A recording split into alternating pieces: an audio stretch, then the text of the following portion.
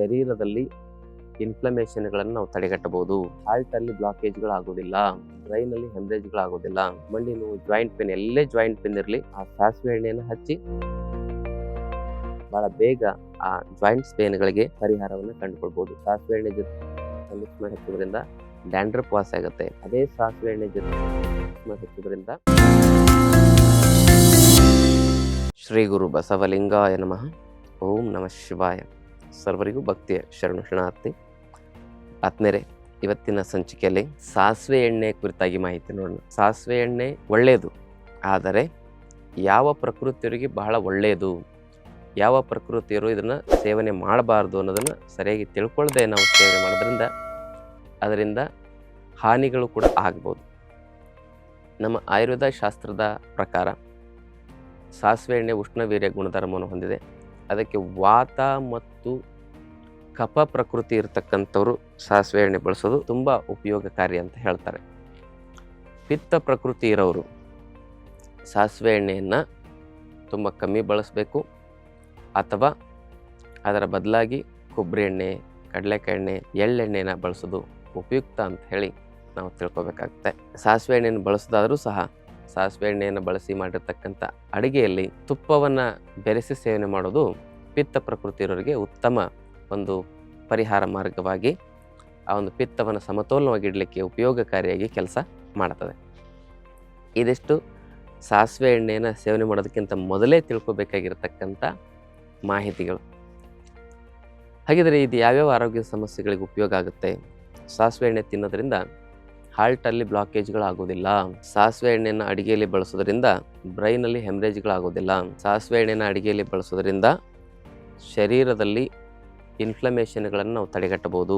ಹಾಗೆಯೇ ಸಾಸಿವೆ ಎಣ್ಣೆಯ ಪ್ರಯೋಗ ನಮ್ಮ ಜೀರ್ಣಶಕ್ತಿಯನ್ನು ಹೆಚ್ಚಿಸುತ್ತೆ, ಇಮ್ಯುನಿಟಿಯನ್ನು ಚುರುಕುಗೊಳಿಸುತ್ತೆ.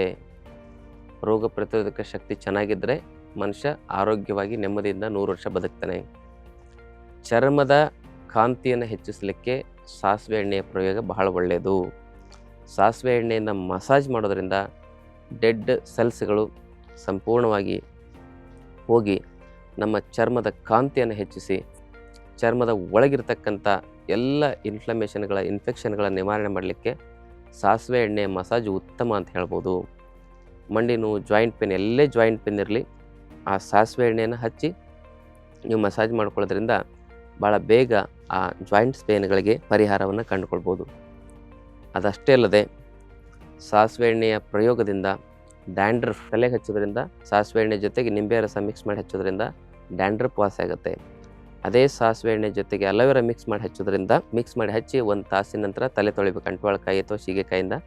ಅದರಿಂದ ಕೂದಲು ಉದುರತಕ್ಕಂಥ ಸಮಸ್ಯೆ, ಕೂದಲು ಸೀಳುವ ಸಮಸ್ಯೆ, ಇವೆಲ್ಲ ಸಮಸ್ಯೆಗಳಿಗೆ ಉತ್ತಮ ಪರಿಹಾರ ಅಂತ ಹೇಳ್ಬೋದು. ಸಾಸಿವೆ ಎಣ್ಣೆಯನ್ನು ನೀವು ನಾಭಿಗೆ ಹಾಕ್ಕೊಂಡು ರಾತ್ರಿ ಮಲ್ಕೊಳ್ಳೋದ್ರಿಂದ ಬೆಳಗ್ಗೆ ಅನ್ನಷ್ಟರಲ್ಲಿ ನಿಮ್ಮ ಒಳಗಿರ್ತಕ್ಕಂಥ ಟಾಕ್ಸಿನ್, ಹೊಟ್ಟೆ ಒಳಗಿರ್ತಕ್ಕಂಥ ಟಾಕ್ಸಿನ್ ಹೊರಗೆ ಹೋಗಲಿಕ್ಕೆ ಅದು ಉಪಯೋಗ ಆಗುತ್ತೆ. ಮಲಬದ್ಧತೆ, ಅಜೀರ್ಣದ ಸಮಸ್ಯೆಗೆ ಪೂರಕವಾಗಿ ಪರಿಹಾರವನ್ನು ಒದಗಿಸುತ್ತೆ. ಅಗ್ನಿಮಾಂದ್ಯಕ್ಕೆ ಒಳ್ಳೆಯದು, ತುಂಬ ಹೊಟ್ಟೆ ಹಸಿವೇ ಆಗೋದಿಲ್ಲ, ಆಮೇಲೆ ತಿಂದಿರೋ ಜೀರ್ಣನೇ ಆಗಲ್ಲ. ಅಂಥವ್ರು ರಾತ್ರಿ ಮಲಗಬೇಕಾದ್ರೆ ಒಂದು 4-5 ಹನಿ ಸಾಸಿವೆ ಎಣ್ಣೆಯನ್ನು ಹೊಕ್ಕಳಿಗೆ ಹಾಕಿ ಮಲ್ಕೊಂಡ್ರೆ ಚೆನ್ನಾಗಿ ಜೀರ್ಣ ಆಗುತ್ತೆ. ಮಲಬದ್ಧತೆ, ಅಜೀರ್ಣದ ಸಮಸ್ಯೆಗೆ ಪರಿಹಾರ. ಅಂಗಾಲಿಗೆ, ಅಂಗೈಗೆ, ನೆತ್ತಿಗೆ ಸಾಸಿವೆ ಎಣ್ಣೆಯನ್ನು ಹಾಕಿ ಮಸಾಜ್ ಮಾಡಿ ಮಲ್ಕೊಳ್ಳೋದ್ರಿಂದ ನಿದ್ರಾಹೀನತೆ ಸಮಸ್ಯೆ, ಸ್ವಪ್ನ ದೋಷಗಳು ಇವೆಲ್ಲ ದೂರ ಆಗಿ ಮಾನಸಿಕ ಒತ್ತಡಗಳು ಕೂಡ ಕಮ್ಮಿಯಾಗಿ ತುಂಬ ಡೀಪ್ ಸ್ಲೀಪ್ ಬರಲಿಕ್ಕೆ ಇದು ಉಪಯೋಗ ಆಗುತ್ತೆ. ರಾತ್ರಿ ಮಲಗಬೇಕಾದ್ರೆ ಒಂದು 2 ಹನಿ ಮೂಗಿನಲ್ಲಿ ಸಾಸಿವೆ ಎಣ್ಣೆಯನ್ನು ಹಾಕೋದು ಮೆದುಳಿನ ಒಂದು ವಿಕಾರಗಳನ್ನು, ಮೆದುಳಿನ ಸಮಸ್ಯೆಗಳನ್ನು ದೂರ ಮಾಡಲಿಕ್ಕೆ ಇದು ಉಪಯೋಗ ಆಗುತ್ತೆ. ಯಾಕಂದರೆ ನಾಸಾ ಸೇರಿಸೋ ದ್ವಾರ, ಮೂಗಿನಲ್ಲಿ ಏನೇ ಹಾಕಿದರೂ ಕೂಡ ಅದು ಮೆದುಳಿಗೆ ಬೇಗ ರೀಚ್ ಆಗುತ್ತೆ.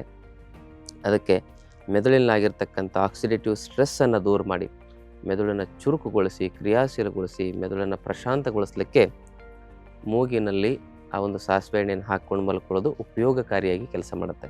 ಮಕ್ಕಳಿಗೆ ಹಾಕಿ ಅಂಗಾಲಿಗೆ ಮಸಾಜ್ ಮಾಡಿ, ನೆತ್ತಿಗೆ ಮಸಾಜ್ ಮಾಡಿ, ಮೂಗಿನಲ್ಲಿ 1-2 ಹನಿ ಸಾಸಿವೆ ಎಣ್ಣೆಯನ್ನು ಹಾಕ್ಕೊಂಡು ಮಲ್ಕೊಳ್ಳಿ. ನಿದ್ರಾಹೀನತೆಯ ಸಮಸ್ಯೆಗೆ ಉತ್ತಮ ಪರಿಹಾರವನ್ನು ಒದಗಿಸುತ್ತೆ ಅಂತ ಹೇಳ್ಬೋದು. ಅದಷ್ಟೇ ಅಲ್ಲದೆ ಈ ಸಾಸಿವೆ ಎಣ್ಣೆಯ ಪ್ರಯೋಗದಿಂದಾಗಿ ನಮ್ಮ ಶರೀರದಲ್ಲಿ ಆಗಿರ್ತಕ್ಕಂಥ ಈ ಇನ್ಫೆಕ್ಷನ್ಸ್ಗಳನ್ನು ನಾವು ದೂರ ಮಾಡ್ಬೋದು.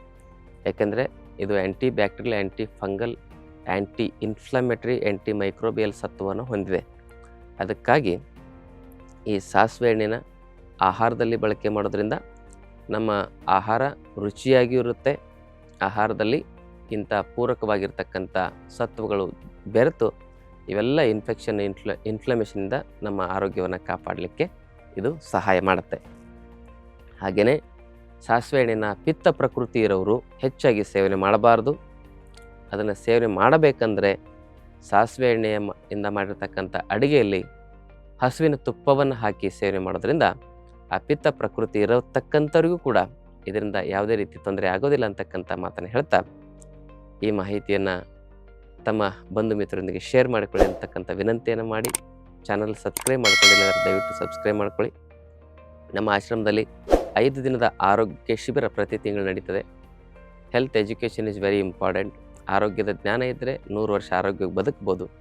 ಅದಕ್ಕಾಗಿ ತಾವು ಆ ಒಂದು ಶಿಬಿರದಲ್ಲಿ ಭಾಗವಹಿಸಿ ನಿಮ್ಮ ಜೀವನದಲ್ಲಿ ಯಾವ್ಯಾವ ಒಂದು ಪದ್ಧತಿಗಳನ್ನು ರೂಢಿಸ್ಕೊಂಡು ನಾವು ಔಷಧಿಗಳಿಲ್ಲದೆ, ಆಸ್ಪತ್ರೆಗಳ ಸವಾಸ ಇಲ್ಲದೆ 100 ವರ್ಷ ಆರೋಗ್ಯವಾಗಿ ಹೇಗೆ ಬದುಕಬೇಕು ಅನ್ನೋದನ್ನು ತಿಳಿದು ಆರೋಗ್ಯ ಮತ್ತು ನೆಮ್ಮದಿಯಿಂದ ಬದುಕ್ಬೋದು ಅಂತಕ್ಕಂಥ ಮಾತನ್ನು ಹೇಳ್ತಾ ಇವತ್ತಿನ ಸಂಚಿಕೆಯನ್ನು ಮುಗಿಸ್ತೇನೆ. ತಮ್ಮೆಲ್ಲರಿಗೂ ಭಕ್ತಿಯ ಶರಣಾರ್ಥಿ. ಇನ್ನಷ್ಟು ಆಯುರ್ವೇದ ಮತ್ತು ಯೋಗ ಚಿಕಿತ್ಸೆ ಟಿಪ್ಸ್ಗಾಗಿ Vaidyashri health tips channel subscribe ಮಾಡಿ, ಹಾಗೆ ಫೇಸ್ಬುಕ್, ಇನ್ಸ್ಟಾಗ್ರಾಂನಲ್ಲಿ ಫಾಲೋ ಮಾಡಿ.